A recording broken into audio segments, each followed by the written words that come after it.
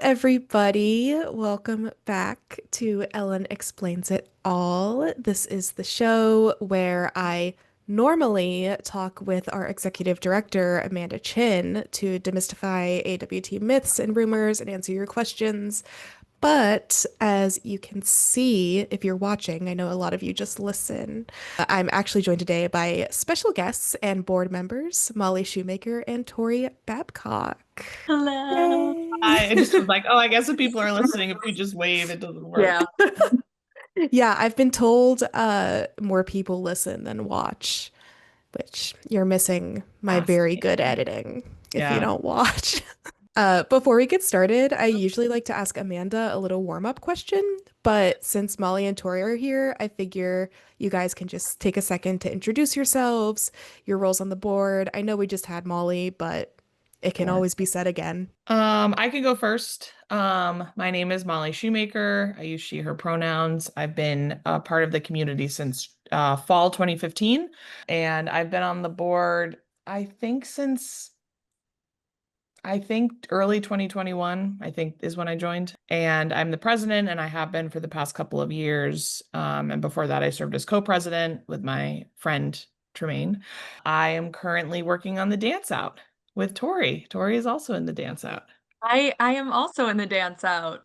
So hi, I'm Tori. I use she, her pronouns. I have been a part of the community since fall 2017, so a couple years after Molly. And I joined the board. It's just been about a year, actually, like just a year. Believe And it. I'm the treasurer. I know already. I still feel new. People Yeah, are like, "How's the board?" I'm like, "I don't know. I'm so new." yeah. Not anymore. The passage of time. It's a crazy thing. Yeah. So fast. I can't believe it's June. Anyways, now I'm thinking about time. I need to No, it's stop still or I'm May. gonna Don't spiral. don't do it. Yeah. It is still May today, It is so. still May. Right. You wouldn't know based on the weather this past week, but as you can probably guess, based on our guests, the topic of this month's episode is the board of directors, the mysterious cabal that pulls the strings from the shadows. They probably aren't that scary. We'll see. Probably. Maybe. And as always, if your question is missing, that's because someone else asked it or it kind of fits more under a different topic.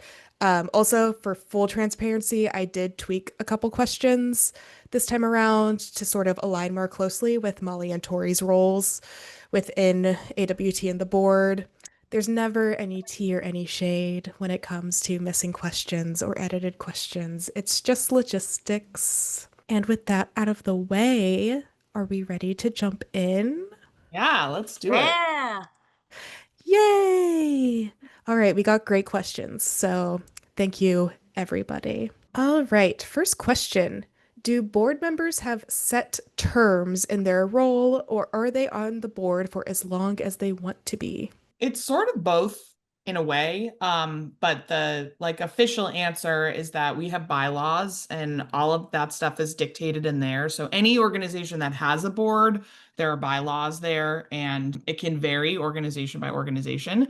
For us, the standard term to begin with is 3 years. So when you sign on to the board, we expect at least a 3 year commitment. And then after that, it's essentially kind of on like a year by year basis to re up your board service. And the reason I say that it's a little bit of both is because, like, it's not, nothing is so bound like by blood that like if something comes up, and we certainly have had this happen before where like something has come up in a board member's life that just means that they are not able to fill their duties the way that they intended. And while is it disruptive? Yes. Can it be sad? Yes. Like we move on and it is totally allowed. So, like if Tori were to come to me tomorrow and say, I just have too many other things going on or work's getting crazy and I just can't give my time the way that I was hoping to, she would just not be on the board anymore. And that would be like 100% her decision to make. So, yeah, a little bit of column A, a little bit of column B, but our bylaws are sort of what dictate the rules of how long you're on the board for. And related, what positions are on the board? Tori, do you want to talk about that? Since you Yeah, have one of the positions? I have one of them, and so does Molly. So do Um, I.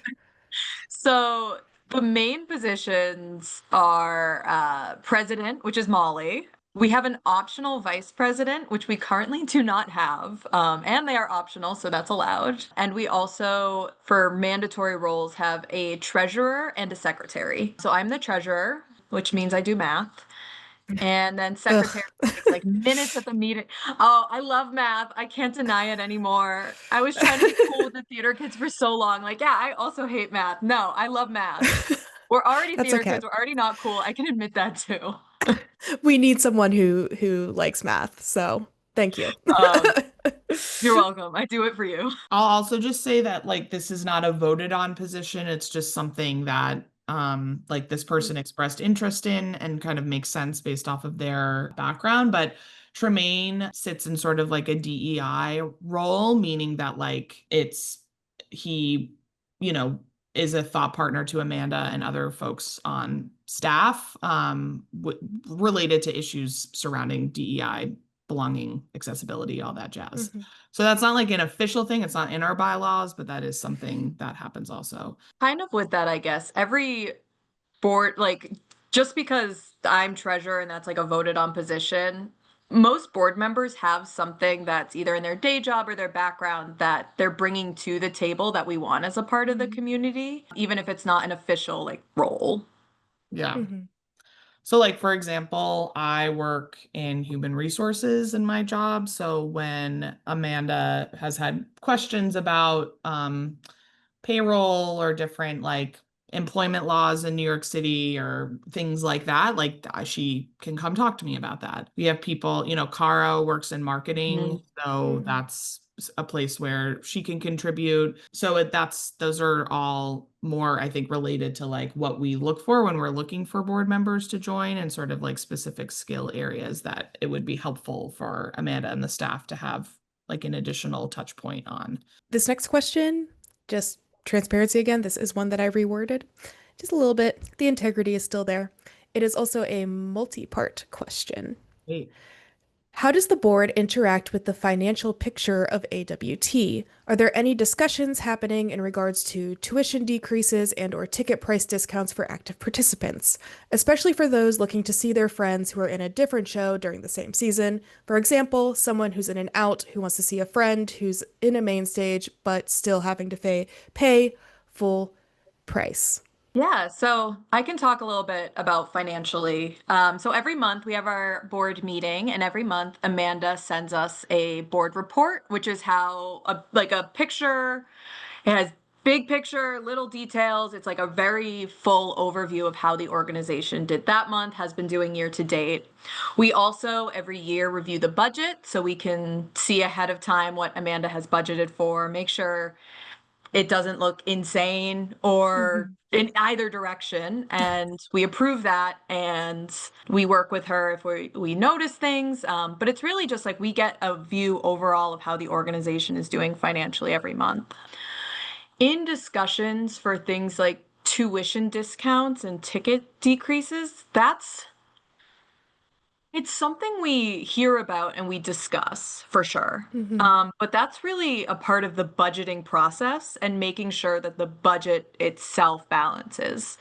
So, for instance, if Amanda notices we're severely in the red for the upcoming fiscal year, and this is just an example, we have not seen the budget for the upcoming fiscal year yet. If Amanda notices we're severely in the red, that might result in like a ticket price increase or a tuition price increase. Yeah, so that's kind of how all of that digs in. We don't really go in and be like, Amanda, set this for the ticket price and this for the tuition. Like, that's not what we do. We just make sure Mhm. everything makes sense financially.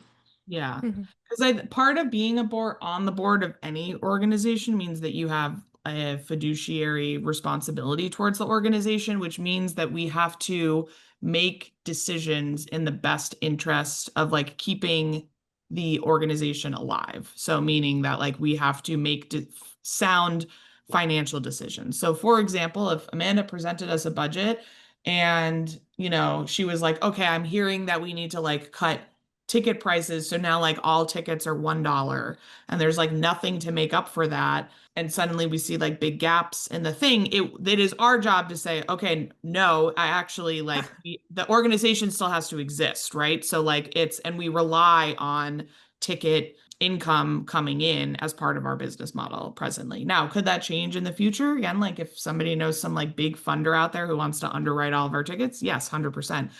But that's part of like what we're looking at. And to the question about like, listen, I have a lot of friends in this community, and like only recently, probably over the past couple of years, have I like really given myself permission to be like, I'm just like not gonna see every show anymore, meaning like Yeah. of every show, because I'm not prioritizing it in the same way that I used to, which also the financial piece is part of it. I would say like our mission is around providing the opportunities for people to be in shows, and our mission is actually not about accessibility of getting to see the show, which like I think I think I don't mean to say that to be like, so like I don't care if you can see the show or not, but more that our focus is around creating these performance opportunities where anybody can participate if they get a spot, and that we have pay what you can options to participate, and we have financial aid for people to participate. But that just means then that it has to come from somewhere. So like the ticket income is like probably not something we're going to see much movement on unless a big event happens, like getting somebody to underwrite all of our tickets, or like suddenly being able to transform the way that we fundraise. I think that's why, like, I can see why someone would be like, oh, like it's really, it's hard for me to come and support my friends. And I think the answer is like, we're just not big enough to be able to make that possible right now. But it could change in the future, could totally change in the future. I also think like there is a conversation that can maybe be had, like everything is about like volume and price. And so it's like if the price goes down, the volume absolutely has to go up, because we're not in a position where one can go down and the other stay the same. However, that being said, something like, oh, maybe a ticket discount for current participants to see multiple shows, maybe there's a conversation there, but we have not had that conversation yet. Yeah. And we're currently not in a position to test it out. Yeah. And I think there might be, I think it's looking likely that next year the like number of shows that happens at a given time might feel different at some points in the year than it does now, which I think also just might have an impact on that, because like obviously there are programs where we are not selling out audiences, which like I don't think means that it's an unsuccessful program, because I actually don't think it's about the audience. I think it's about the experience of doing the whole thing. But to Tori's point about volume, like if we're not selling out things, it's like very hard to justify discounts. But if there are maybe like fewer programs and that increases that demand, like then maybe there's so there's things we're playing around with that I think will add to that conversation in the future also. This next question is another one that I tweaked a little bit, just for full transparency again, and is another multi-part question.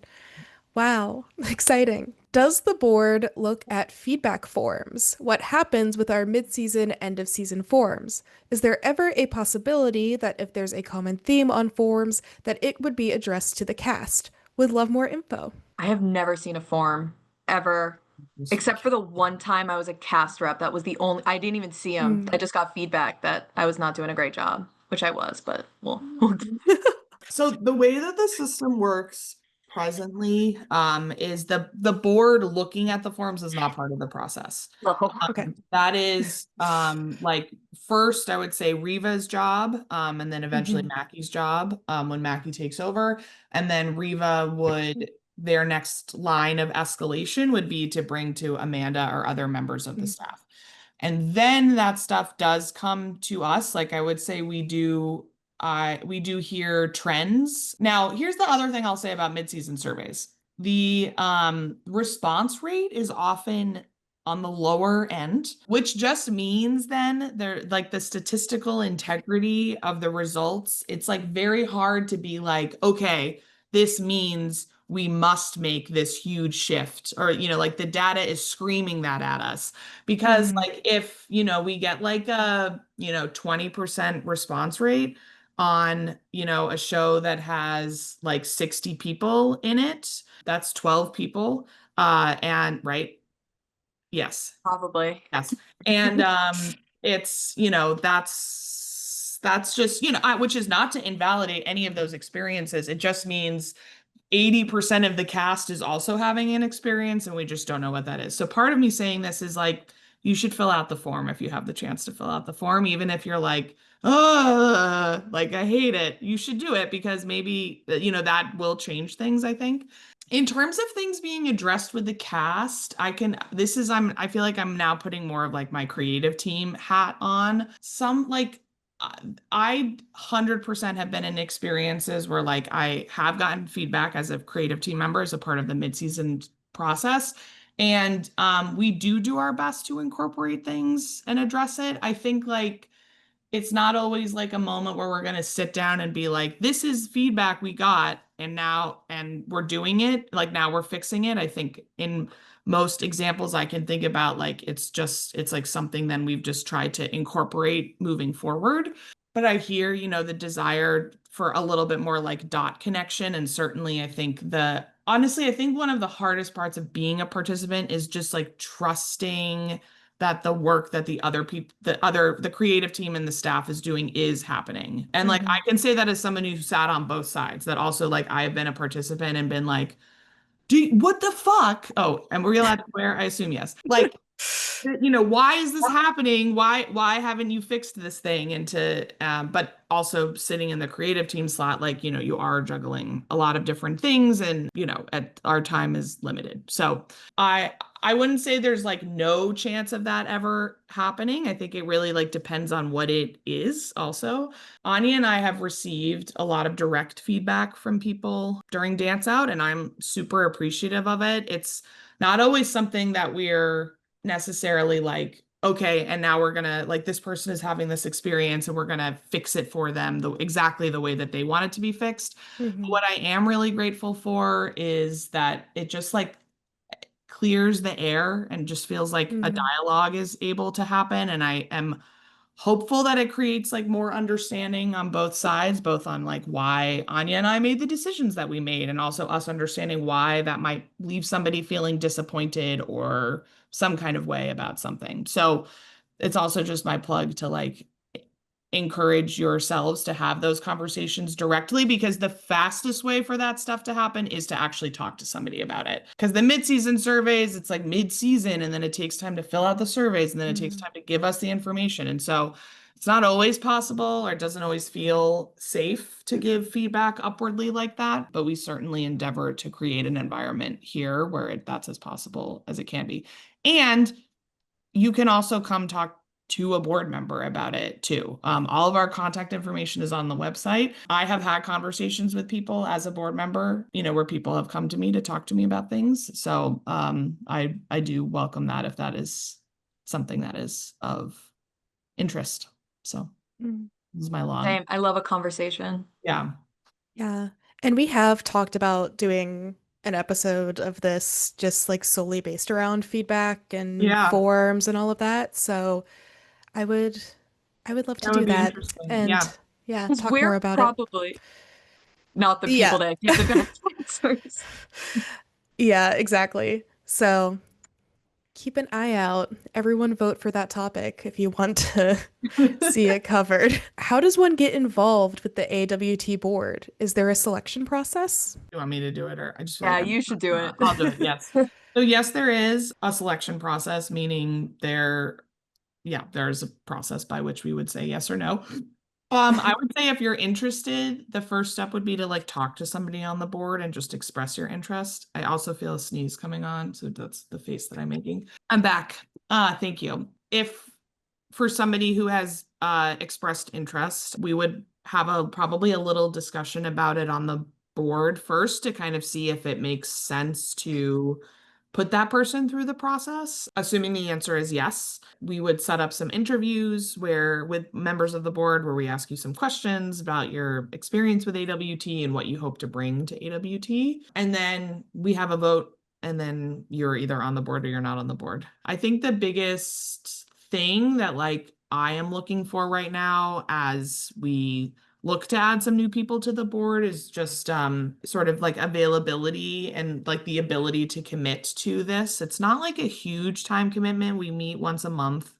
Our meetings are we hold 2 hours for the meetings, but it's generally more 1 hour. And then it's sort of in between stuff as needed. So Amanda might need help with something. She might want assistance chairing a committee. She might want feedback on something, things like that. It's not a ton, but I would say we meet infrequently enough that it's really important to be at the meetings. It's helpful for my brain also just to know that people are there at the meetings. So sort of just the desire and ability to help out is really important. And there are, I would say there's always kind of a roving list of skills and qualities that we are interested in, hard skills, legal advice is super helpful.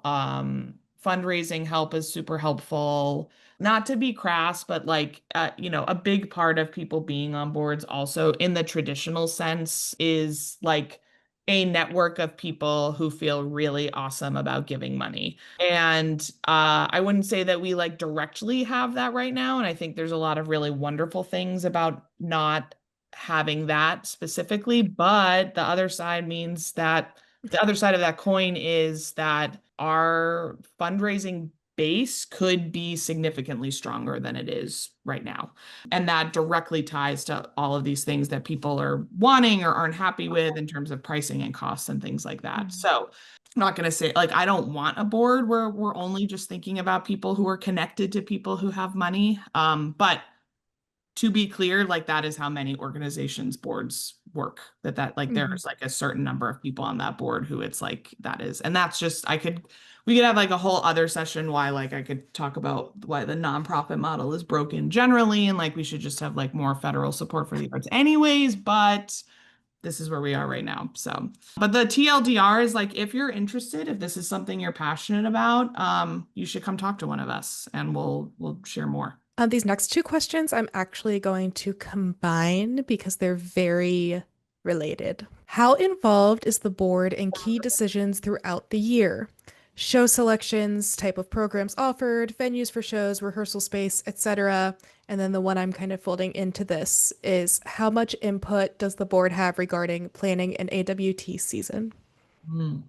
I think people think we have way more power in all of that than we do.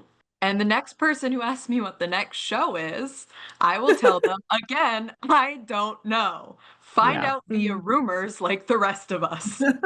Via rumors. Yeah. It's funny. People think I know because of this. Right. And I'm I don't know anything.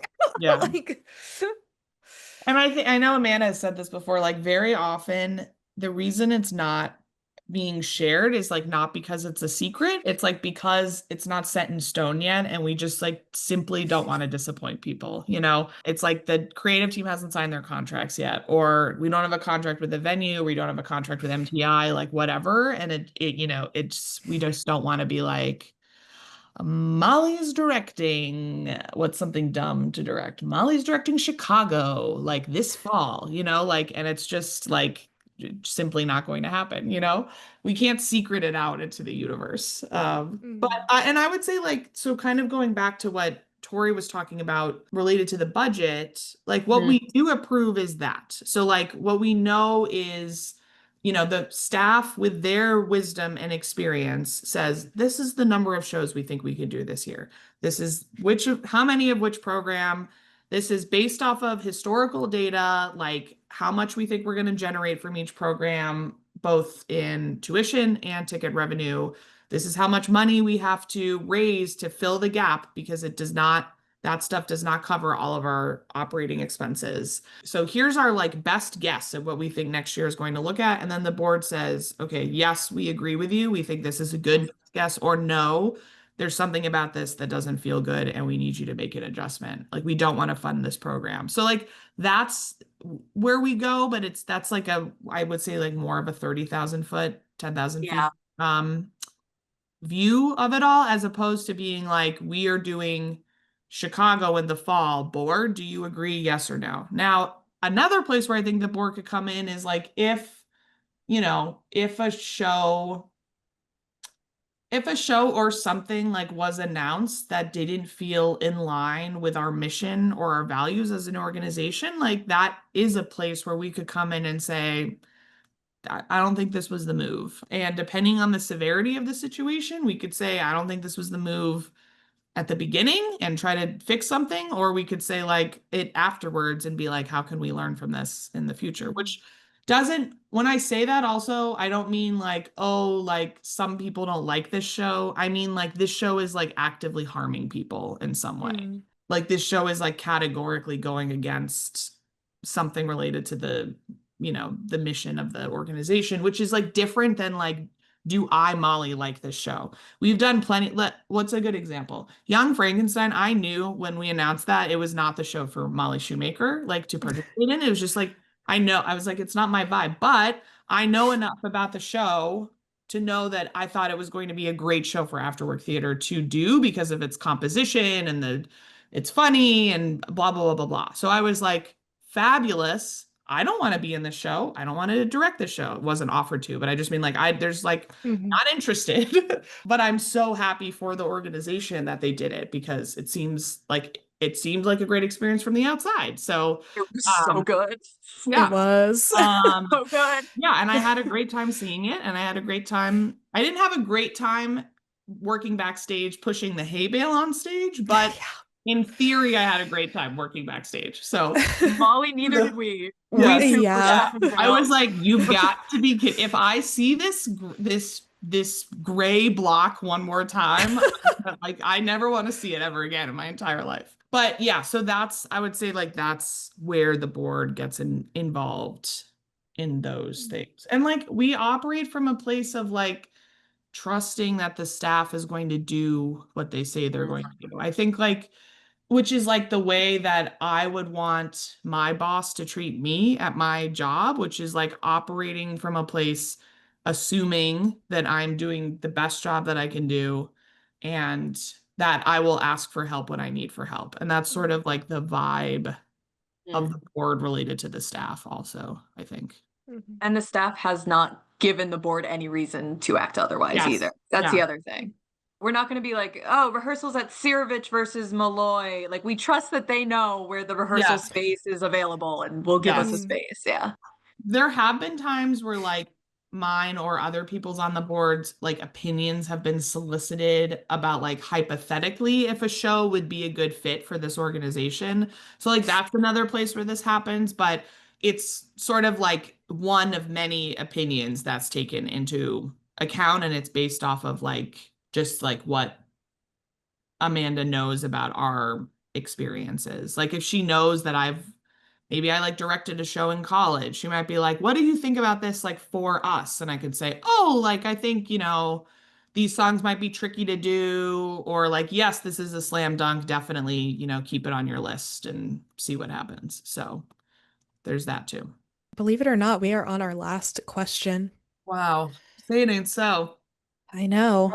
Flying through. In broad terms, as a conclusion, what does the board of directors do?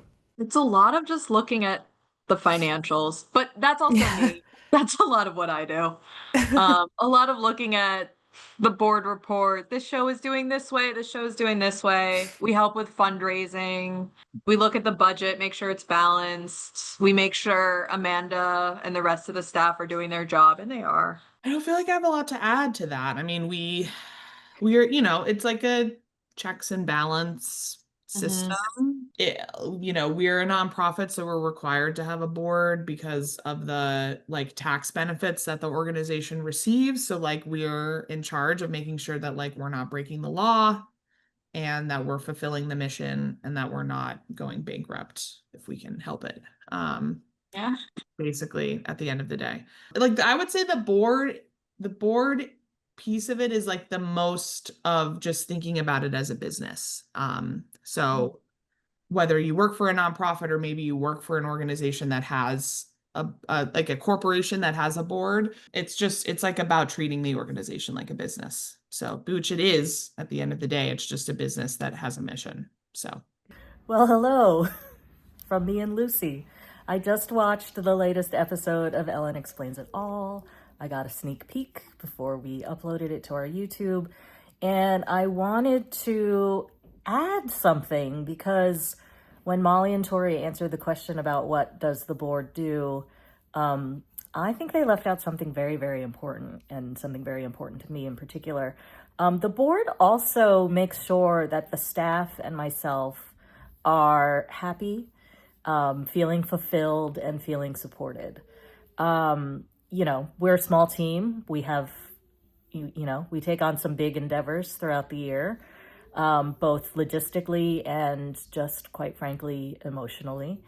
And they're always there, or, one thing that they do is they make sure, it is in the best interest of the company to make sure that we are productive, but like they do such a great job of, hearing us out when we need support, giving advice when it is asked for, actually stepping in and helping out if it is needed. And I, in particular, am really grateful that we have such a supportive board that really, helps us feel like what we are doing is meaningful. So thank you to the board, and maybe this can get tacked on. I don't know. Who knows? Say bye. Say bye-bye. Bye-bye. Well, I always like to close us out with an AWT Mythbusters. So if either of you have a myth about the board that you want to bust, or just something that you want to talk about, the floor is yours. oh, there's one that came to me. I don't think a lot of people here think this, but I've heard it enough. Some people think that the board gets paid. Hmm. And I do want to say that like there are certain corporate situations where people are paid to be on a board, but the way that it works for nonprofit boards is that it is a volunteer position. So we are volunteering our time and our talent. Most boards have some sort of give get. What that means is there's a certain amount of money that you pledge as a board member to either give yourself or to solicit from people in your network to donate to the company. We, a couple years ago, decided to make our give get optional. So basically every year we ask board members to either opt in or opt out of that. And the reason we ask them to be clear about it is just so we know how to plan budgetarily for it. So for AfterWork Theater, it's $1,000 for the year. So everyone on the board can opt in or opt out of that based off of what they're able to do. We think that makes it just more accessible and kind of diversifies who is able to be on a board as a result of that. I'm not going to say everybody does that because I don't want to be like I think it should be kind of anonymous who opts in and opts out, but everyone on the board either it's nothing or they give money every year, and they're certainly not being paid, which is just that's how nonprofit structure works. So. And in a tie-in, I think this was also talked about in a previous Ellen Explains It All episode. I was filling out the Give Get form on the website while listening to that episode. And I heard the rumor the board gets paid as I'm submitting my little $1,000 payment. And I'm like, no, we don't. Because now this month is a little tight. Like, misconception. Yeah. Yeah. Option. And I think honestly, like the most things that I've ever, I think many of the misconceptions just come from people who are not aware of how nonprofits work or run, and which is like like no shade. I think I started my career working for a nonprofit arts organization, so I didn't realize that I didn't think about how not everybody would have that experience, but obviously it's true. So I think like some of this, like I would just consider like educating yourselves on like how nonprofits work. I'm sure there's a lot of information to be found on Reddit, et cetera, or you could come talk to one of us to talk about it. Because like at their core, they all function pretty similarly. Even, we're very, very tiny, but even someone who has experience working at a larger nonprofit can probably share just a little bit about structure and power dynamics and things like that. So, Yeah. The other one I think I already mentioned, which is just that they tell us the next show ahead of time, and they don't. yeah. They really don't. Yeah. Because I would love to know. Yeah.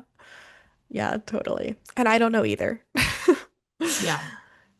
I don't know why At least people think that. not officially. Gotta Yeah. put your feelers out. Talk to your Yeah. friends. Like you know Yeah. how you Like, know how the game works. You know what to do. Like Yeah. do the game. Totally. Well, awesome. Thank you guys so much for joining us for thank this very you. special episode.